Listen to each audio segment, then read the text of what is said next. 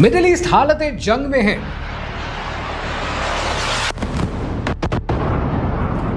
The Middle East is now engulfed in a war of terrifying unpredictability. Iran में supreme leader Ayatollah Khamenei को शहीद कर दिया गया। ईरान इस वक्त 9 मुल्कों के साथ जंग लड़ रहा है और यूके ने भी अनाउंस कर दिया है कि हम अपनी एयर बेसिस इस जंग के लिए देने के लिए तैयार हैं। The United States has requested permission to use British bases for that specific and limited defensive purpose. Iran ने at the same time Strait of Hormuz को बंद कर दिया है, यानी दुनिया की सप्लाई लाइन को चोक कर दिया गया है। Attention all ships. This is Sepah Navy. From now on, all navigating through the Strait of Hormuz is forbidden. No ship in every type is not allowed to pass from the Strait of Hormuz till next notice. 1 मार्च को Iranian state media ने confirm किया है कि Ayatollah Khamenei शहीद हो चुके हैं। हजरत Ayatollah उज़्मा Syed Ali Husaini Khamenei در راه سربلندی حرم جمهوری اسلامی ایران شهد شهید گوارای شهادت را نوشیدند. लेकिन सिर्फ वही नहीं, 86 साल की उम्र में वो, उनके साथ उनकी बेटी, उनका दामाद, उनका पोता भी शहीद कर दिए गए। दुनिया में, मुस्लिम दुनिया में इस वक्त गम और गुस्से की लहर दौड़ रही है और I have been very carefully watching everything for the past 2 days. जो कुछ हो रहा है मैं और मेरी टीम केयरफुली इसको देख रहे हैं और हमने इस पर अभी तक कोई बात नहीं की थी। And let me tell you one thing, अगर इस चैनल पर आपने मेरी कोई भी वीडियो देखी है, आज की वीडियो और इसके बाद आने वाली तमाम वीडियोस बहुत फर्क होने वाली हैं, बड़ी मुख्तलिफ होने वाली है। मुझे 6 साल लगे इस टीम को नर्चर करने के लिए। इस 6 सालों के अंदर जो टीम मेरे पास मौजूद है, बहुत से ऐसे थे जो लिबरल्स थे, बहुत का थॉट प्रोसेस कुछ और था, but with the passage of time ये कन्वर्ट हुए हैं और अब वी हैव डिसाइडेड कि जो हम स्लो बिल दे रहे थे ना आपको, स्लोली एंड ग्रेजुअली चीजें समझाने की कोशिश कर रहे थे, वक्त आ गया कि आंखें खोली जाएं सबकी और जो जो डिसेप्शंस आपके सामने ये दुनिया प्रेजेंट करती है ये आपको बताई जाएं, ताकि आपकी आने वाली नस्लें देख सकें कि क्या खिलवाड़ आपके साथ किया जाता है। कहानी शुरू होती है 28 फरवरी 2026 को सुबह 9:45 में, जब ईरान के अंदर एक नॉर्मल दिन था। लोग अपने दफ्तर जा रहे हैं, बच्चे अपने स्कूल जा रहे हैं और तब 2 एयरक्राफ्ट कैरियर, दुनिया के सबसे बड़े nuclear powered ships USS Abraham Lincoln और यूएसएस जेराल्ड फोर्ड, जो कि पहले से सऊदी अरेबिया में और मेडिटेरेनियन में हफ्तों से मौजूद थे, 14 guided missile destroyers Tomahawk missile से लोडेड, इसके अलावा 150 से ज्यादा अमेरिकन एयरक्राफ्ट जिसमें F-22, F-35, F-15, F-16, इसके अलावा B-2 बॉम्बर्स भी शामिल हैं जो उड़कर अमेरिका से पहुंचे इस जंग में पार्टिसिपेट करने के लिए। तकरीबन 200 के करीब इजरायली फाइटर जेट्स पार्टिसिपेट कर रहे हैं और पिछले 12 घंटों के अंदर हजारों स्ट्राइक्स हो चुकी हैं। नवा शहर, तेहरान, इस्फहान, कौम, खरज, करमनशाह, तब्रेज, वो शहर, शिराज, उर्मिया और लूकस ड्रोन्स, वो लूकस ड्रोन्स जो अमेरिका में सुसाइड ड्रोन्स कहलाते हैं, यानी वन साइडेड टिकट होता है, जाते हैं पर वो लौट कर आते नहीं है। पहला नंबर आता है कि 201 इरानियंस इसमें शहीद हो चुके हैं और उसके बाद रेड क्रिसेंट की गिनती खत्म हो जाती है। कुछ देर के बाद ट्रंप ट्रुथ सोशल के ऊपर ट्वीट करते हैं कि Khamenei, one of the most evil people in history, is dead. और उसके साथ ही शामखानी शहीद हुए, ईरान की नेशनल सिक्योरिटी काउंसिल के सेक्रेटरी पाकपोर शहीद किए गए, IRGC के कमांडर इन चीफ नासिर ज़ादे भी शहीद हुए जो कि डिफेंस मिनिस्टर थे। इसके अलावा आर्मी चीफ ऑफ स्टाफ को भी शहीद किया गया। एक ऑपरेशन के अंदर ईरान की टॉप लीडरशिप को साफ कर दिया गया। अब इसके बाद क्या ये एक्सपेक्ट करते हैं कि मुस्लिम दुनिया से कोई रिएक्शन नहीं आएगा? इस वक्त रिएक्शन आ रहा है और इनकी एक्सपेक्टेशन के खिलाफ आ रहा है। इनका ये ख्याल था कि ईरान के अंदर जब रिएक्शन आएगा तो रजा पहलवी के फॉलोअर्स बाहर निकलेंगे, वो फॉलोअर्स जो लिबरलिज्म का झंडा उठाकर निकलेंगे। लेकिन रिएक्शन तो बड़ा मुख्तलिफ आया। ईरान के अंदर IRGC की सपोर्ट में, रेवोल्यूशन की सपोर्ट में, आयतुल्लाह खामेनी की सपोर्ट में रिएक्शन आया। ईरान खड़ा है, ईरान ने तो घुटने नहीं टेके। लेकिन एक बड़े मजेदार कहानी आपको सुनाता हूं, और ये कहानी अभी अभी रिपोर्ट की है वॉशिंगटन पोस्ट ने। और वॉशिंगटन पोस्ट कहता है कि 4 लोगों से कंफर्म की हमने ये बात, जो वहां पर मौजूद थे, जो इस पूरे वाकये को जानते हैं, कि 2 लोगों ने कन्विंस किया है ट्रंप को। डोनाल्ड ट्रंप इस जंग से निकलना चाह रहे हैं, लेकिन 2 लोग हैं जिन्होंने कन्विंस किया है ट्रंप को कि इस जंग में आए और इस जंग में रहें। पहले तो आपको समझ में आते हैं कि फेक कंट्री का, फेक स्टेट का प्राइम मिनिस्टर नेतन्याहू, और नेतन्याहू के अलावा किंगडम ऑफ सऊदी अरेबिया से मोहम्मद बिन सलमान ये पार्टिसिपेट कर रहे हैं और ट्रंप को कह रहे हैं कि इस जंग के अंदर अभी रहना है। दूसरी तरफ आपको पाकिस्तान के अंदर एक रिएक्शन नजर आता है कि 1 मार्च 2026 को कराची के अंदर यूएस कॉन्सुलेट पर हमला होता है, 22 लोग मारे जाते हैं, 120 से ज्यादा जख्मी हो जाते हैं, नेशन वाइड प्रोटेस्ट चल रहा है। और कराची में इस वक्त 10, करदू में 12, इस्लामाबाद में 2, और एक खातून है जो कहती है मीडिया को कि हम उम्मत के लिए खड़े हैं। ये है पाकिस्तान, ये है उम्मत। लेकिन सवाल ये है कि रॉयटर्स और इप्सॉस एक सर्वे कंडक्ट करते हैं अमेरिका के अंदर, और वो सर्वे कहता है कि 4 में से 1 अमेरिकन है जो जंग की फेवर में है, यानी 75% इसकी फेवर में ही नहीं है। तो फिर डोनाल्ड ट्रंप को क्या अपना पॉलिटिकल करियर नजर नहीं आ रहा था? ट्रंप को इस जंग में कूदने की जरूरत क्या थी? नेतन्याहू एग्जैक्टली इस जंग से हासिल क्या करना चाहते हैं? और एक और प्लेयर है जो आपको जानना जरूरी है कि उसने इस जंग का आगाज किया, लेकिन किसी ने अभी तक उसके बारे में कोई रिपोर्टिंग नहीं की। कहानी क्या है, आइए समझते हैं।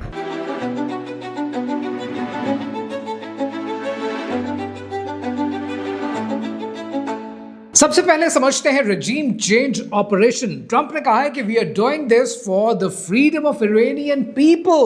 लेकिन सवाल है, और बड़ा मासूमाना सवाल है, कि क्या बॉम्ब गिराने से भी कभी रेजिम्स चेंज हुई हैं? कभी हिस्ट्री में ऐसा हुआ?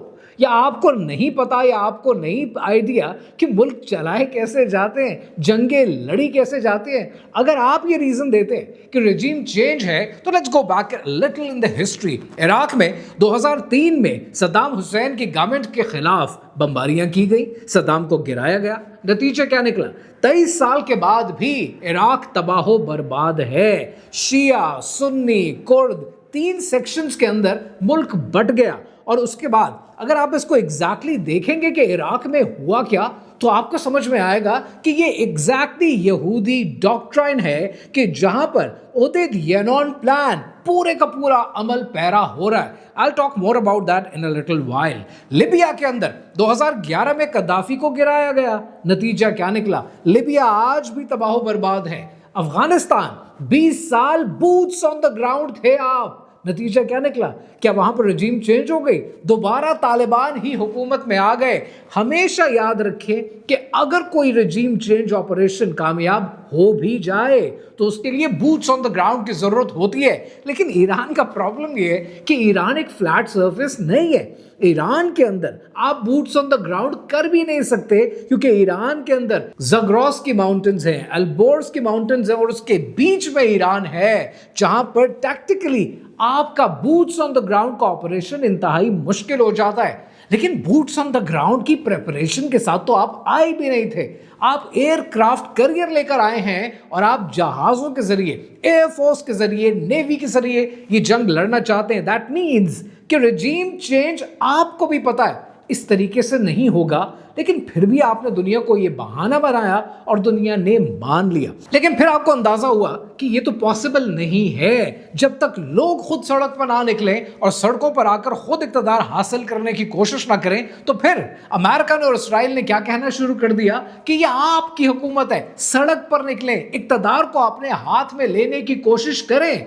कोई निकला? कोई नहीं निकला। दैट मीन्स कि आपका प्लान फेल हो गया, और जिसको सोशल मीडिया पे कहते हैं कि मोए मोए मोमेंट हो गया। उसके बाद एक दूसरा एक्सक्यूज दिया गया है कि एटॉमिक बॉम्ब बना रहा था ईरान। अब मैंने इसके बारे में पिछली वीडियो में आपको तफसील से बताया कि ईरान के पास ना तो प्लान है, ना ईरान का इरादा है, ना ईरान एटॉमिक बॉम्ब बना रहा था, मजे की बात यह है कि 27 फरवरी को ओमान के फॉरेन मिनिस्टर ने खुद कहा है कि ईरान ने एग्री कर लिया था, हर चीज पर एग्री कर लिया था, हर पॉइंट को एक्सेप्ट कर लिया था और लोएस्ट पॉसिबल लेवल के ऊपर न्यूक्लियर मटेरियल को अफसरदगी को लेकर आने के लिए भी तैयार था।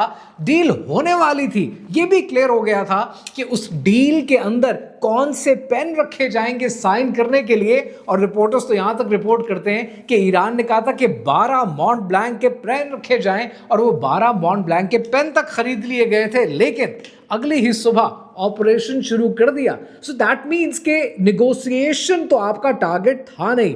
और यही अगर आप पैटर्न देखें 2015, 2025, 2026 एग्जैक्टली एक ही पैटर्न है। मिडिल ईस्ट के एक डिप्लोमेट कहते हैं कि yet again when negotiations get close to success Israel has intervened to preempt diplomacy, यानी एक बार फिर इसको हटा दिया गया, यानी कोई डिप्लोमेसी नहीं चाहिए, कोई नेगोशिएशन नहीं चाहिए। तो अगर रिजीम चेंज था तो वो तो आपको भी पता किस तरीके से होता नहीं है। अगर एटॉमिक बॉम्ब के हवाले से, न्यूक्लियर प्लान के हवाले से था तो ऑलरेडी ईरान एग्री कर रहा था, तो फिर प्रॉब्लम क्या था? एक पर्टिकुलर प्रॉब्लम था और वो प्रॉब्लम ये है कि ईरान वो वाहिद मुस्लिम कंट्री है जिसमें नहीं कहने की सलाहियत मौजूद है। मैंने आपको अपने पिछली वीडियो में बड़ा तफसील से बताया था, मैंने ये कहा था कि अमेरिका सिर्फ एक चीज चाहता है, अमेरिका ईरान से टोटल सरेंडर चाहता है और ईरान ने टोटल सरेंडर करने से इनकार कर दिया। अगर किसी मुल्क में अभी भी स्पाइन बाकी है, रीढ़ की हड्डी बाकी है, तो वो ईरान है और ईरान ने मना कर दिया। और इनको ये लगता है कि एक आध शहादत से या 47-48 लोगों की शहादत से रिजीम चेंज हो जाएगा और इनका मिशन कामयाब हो जाएगा और ईरान घुटनों पे आ जाएगा, ये इनकी खाम ख्याली है। मैं आज ईरान के बारे में बात नहीं कर रहा, वजह यह है कि मैं ये बातें आपसे पिछले 1 साल से कर रहा हूं। मैंने मई लास्ट ईयर भी आपको बताया ईरान के बारे में, उसके बाद मैंने 6 महीने पहले भी ये पूरा ब्लूप्रिंट आपको समझाने की कोशिश की और आज भी ये बात कर रहा हूं। उसकी वजह ये कि the writing is on the wall. मैंने डॉक्टर इसरार को बहुत तफसील से पढ़ा है, उनके प्रेडिक्शंस को देखा है, and I salute that gentleman and I always pray for him कि अल्लाह उनके लिए आखिरत में उनके दर्जात बुलंद करे। उन्होंने उस जमाने में वो सब कुछ खोलकर आपको और मुझे बताने की कोशिश की जो आज दुनिया में आप होता हुआ देखते हैं। जहां तक रही मेरी बात, मेरा ताल्लुक है अहले सुन्नत वल जमात से, मैं सुन्नी हूं, लेकिन फिर भी मैं ईरान की सपोर्ट इसलिए करता हूं क्योंकि ईरान नहीं कहने की हिम्मत रखता है। और अभी आप ये देखें, 1 मिनट के लिए सोचें, ये बात ज्यादा क्लैरिटी के साथ आपको समझ में आएगी towards the end of this video. 1 minute के लिए सोचें, जैसे ही आयतुल्लाह खामनाई की शहादत की खबर आई थी, उसके बाद पूरी मुस्लिम दुनिया के अंदर मिजाज क्या था? हर कोई एक ही सवाल पूछ रहा था, अगली बारी किसकी है, अगली बारी किसकी है। मोराल कितना डाउन हो गया था कि हम तो कहीं खड़े नहीं हो सकते, हमारे लिए कोई आवाज नहीं उठा सकता यहां पर। इसीलिए ये एक मुल्क बाकी है जिसकी बका आपके सर्वाइवल के लिए जरूरी है। अब जरा इस जंग के दूसरे एंगल को समझने की कोशिश करते हैं। जब कहीं पर जंग छिड़ती है तो कोई एक प्लेयर नहीं होता है जो अपने मकासद अचीव करने की कोशिश करता है। हर प्लेयर का एक अपना मकसद होता है, अपनी गेम होती है। इस सब के अंदर यूनाइटेड स्टेट्स ऑफ अमेरिका कुछ और हासिल करना चाहता है, नेतन्याहू कुछ और हासिल करना चाहता है, and there are other players as well. इसी के अंदर एक प्लेयर है जिसको आप चाइना के नाम से जानते हैं। अगर आप चाइना को समझें तो चाइना अपना तेल अपने मुल्क को चलाने के लिए, अपनी फैक्ट्रीज को रन करने के लिए उसे हर रोज 11.6 मिलियन बैरल्स की जरूरत पड़ती है। तो ये तेल चाइना लेता कहां से? वेनेजुएला से लेता है, चाइना इराक से लेता है, चाइना ये तेल ईरान से लेता है, चाइना ये तेल रशिया से लेता है, और ये सारा तेल समंदरों के जरिए गुजरता है। जब सिंगापुर के पास, मलाका आइलैंड्स के पास अमेरिका ने अपने बहरी बेड़े खड़े कर दिए तो उसका मतलब ये था कि चाइना की सप्लाई लाइन को किसी भी वक्त रोका जा सकता है। चाइना ने इसका सोल्यूशन क्या निकाला? चाइना ने इसका सोल्यूशन ये निकाला कि हम पाइपलाइन के जरिए ज़ेरे समंदर हम मुल्कों के अंदर से इस पाइपलाइन को गुजारेंगे और अपने तेल की रिक्वायरमेंट को पूरा करेंगे। और फिर आपने क्या देखा? आपने दुनिया में बेल्ट एंड रोड इनिशिएटिव को देखा जिस पर बिलियंस ऑफ डॉलर्स चाइना ने खर्च किए। म्यांमार के थ्रू पाइपलाइन थाईलैंड के थ्रू पाइपलाइन, पाकिस्तान के थ्रू पाइपलाइन। ये पाइपलाइंस का मकसद क्या है कि जो समंदरों पे अमेरिका 80 साल से राज कर रहा है, इस राज को ब्रेक करना और अपनी सप्लाई लाइन को इंश्योर करना। अमेरिका को खुद रोजाना 13.5 मिलियन बैरल ऑयल की जरूरत पड़ती है। लेकिन आपने ये देखा कि 3 जनवरी 2026 को वेनेजुएला में मडूरो को कैप्चर करने के बाद उनके तेल को अमेरिका ने हथिया लिया, यानी अपनी सप्लाई लाइन अमेरिका ने ऑलरेडी सीधी कर ली, बिकॉज शेल ऑयल है और अमेरिका को उसी की जरूरत है। तो अमेरिका ने अपने आप को सेव कर लिया और नतीजे में अमेरिका ने ऑलरेडी एंटिसिपेट किया था कि ईरान स्ट्रेट ऑफ हॉर्मुज को बंद कर देगा। क्योंकि स्ट्रेट ऑफ हॉर्मुज को बंद करने का मतलब क्या है? इसका मतलब यह है कि चाइना की 45% सप्लाई लाइन को चोक कर देना, रोक देना, और ये अमेरिका ने करने की कोशिश की है। इसलिए उन्होंने ईरान के आसपास अपने बहरी बेड़े भी खड़े कर दिए हैं टू इंश्योर कि हम क्या क्या कर सकते हैं। अमेरिका बार बार सिग्नल देने की कोशिश कर रहा है कि ये दुनिया बाइपोलर से मल्टीपोलर से एक बार फिर यूनिपोलर बन जाए। लेकिन क्या ऐसा हो पाएगा? और फिर आपने देखा कि चाइना ने क्या किया। चाइना ने इस पूरी जंग के बारे में सिर्फ एक काम किया, उसने कंडेम किया और डी एस्केलेशन की बात की। Nothing more than that. Like literally this is what you expect of China. इससे ज्यादा तो किसी चीज की आप उम्मीद लगा नहीं सकते। इसका मतलब क्या है? इसका मतलब ये है कि चाइना एक कोल्ड फाइनेंशियल इन्वेस्टर है, इससे ज्यादा कुछ नहीं। किसी और की जंग में, किसी और के फड्डे में चाइना कूदना नहीं चाहता। सो यूनाइटेड स्टेट्स चाइना का तेल रोकना नहीं चाहता है, वो चाइना को सिर्फ एक सिग्नल देना चाहता है कि अगर हम चाहेंगे तो हम ये भी कर सकते हैं। इस जंग के पीछे चंद और बड़े रीजंस हैं जो आपको समझने चाहिए, जिसके अंदर ग्रेटर इसराइल शामिल है, जिसके अंदर ओदेद येनॉन प्लान शामिल है कि कैसे उस प्लान पर अमल किया जाता है। इसके पीछे यूनाइटेड स्टेट्स की बैंक्रप्सी और उसका फाइनेंशियल मॉडल शामिल है कि कैसे यूनाइटेड स्टेट्स चाहता है कि दुनिया की स्टॉक मार्केट्स क्रैश कर जाएं और तेल की कीमत दुनिया में कहां तक पहुंच जाए, जिसका जिक्र मैं ऑलरेडी एक वीडियो में आपके साथ कर चुका हूं। लेकिन इन तमाम चीजों पर बात करूंगा मैं अगली वीडियो में। इस वक्त ये समझते हैं कि जो सबसे बड़ा प्लेयर है जिसने इस जंग का आगाज किया वो कौन है। आपको याद होगा कि अब से कुछ दिन पहले ईरान के अंदर एक बाल के मुजस्समे को जलाया गया।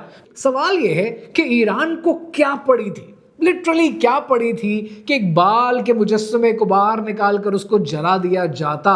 यू नीड टू अंडरस्टैंड कि ये जंग शुरू की है सेटनिस्ट्स ने, और ये सेटनिस्ट चाहते क्या है? ये सिर्फ एक चीज चाहते हैं कि कंप्लीट टोटल सरेंडर हो जाए वॉर मशीनरी के सामने। हर मुसलमान अपने घर में बैठा हुआ ये सोचे कि मैं इन लोगों से लड़ नहीं सकता, मफाहमत की बात करे, अपने आप को बचाने की बात करे, अपने मुल्क की बात करे, उम्मत की बात हरगिज ना करे।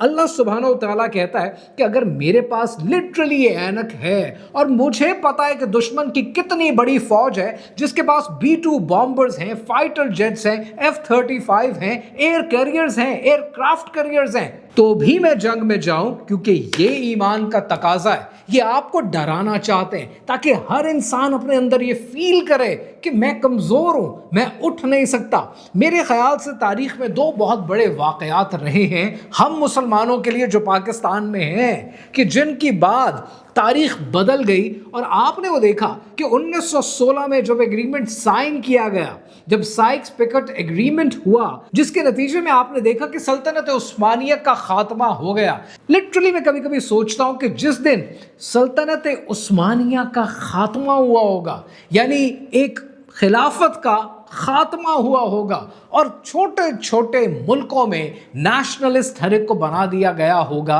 तब मुसलमानों का हौसला कितना पस्त हो गया होगा। एंड लाइकवाइज 1974 में पाकिस्तानियों का हौसला कितना पस्त हुआ होगा जब उन्होंने 1971 में बांग्लादेश को खो दिया और 1974 में इंडिया ने अपने आप को न्यूक्लियर स्टेट डिक्लेयर कर दिया, तब भी हौसला कितना पस्त हुआ होगा। लाइकवाइज ये क्या करना चाहते हैं? ये आपके हौसले पस्त करना चाहते हैं ताकि आप इनके साथ डील बनाने की कोशिश करें, इनको सलाम करने की कोशिश करें, इनके आगे झुक जाने की कोशिश करें, ताकि अल्लाह सुब्हानहू तआला की वहदानियत का और उसके आगे टोटल सरेंडर करने का जो कॉन्सेप्ट है, जो ईमान का हिस्सा है, ये आपसे छीन लिया जाए। मुझे कितने ऐसे मैसेजेस आए हैं आप लोगों के, जहां पर आप लोगों ने ये कहा है मुझे, इंस्टाग्राम पर, फेसबुक पर, टिकटॉक पे, यूट्यूब के ऊपर आप ये बातें करते हैं कि पाकिस्तान को अपने आप को बचाना कैसे, अगली बारी किसकी होगी।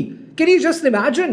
कितना फुलिश क्वेश्चन है ये ईमान का कितना गिरा हुआ लेवल है कि हम बारी ढूंढ रहे हैं कि हमें तो ये यकीन है कि हमने पिट जाना है, हमने मर जाना है, हमने इनके आगे खड़ा नहीं होना है, हमने अपने बीवी बच्चों को सिर्फ बचाने की कोशिश करनी है, हमने अपने आप को बचाने की कोशिश करनी है। सब अपनी तरफ से नफसी नफसी नफसी कर रहे हैं, और ये है वो मुसलमान मुल्क कि जिनको देख के शर्मिंदगी होती है। इसीलिए इन डिसेप्शंस को खोल खोल कर बताना जरूरी है। ये एप्स्टीन फाइल्स, ये conspiracy theory, they all are part of this, कि बार बार आपको सिर्फ एक ही चीज साबित करना चाहते हैं, that we are the chosen ones. Let me tell you, ये इतने कमजोर हैं, ये इतने इखलाक के मामले में करप्ट हैं कि ये कहीं से भी चोजन वंस नहीं हैं, और इनको लिटरली एक ईरान, क्या ईरान से भी छोटा मुल्क कि जिसके अंदर ईमान की ताकत हो, वो सिरनुगू करा सकता है, वो नीचे झुका सकता है, वो इन्हें गिरा सकता है।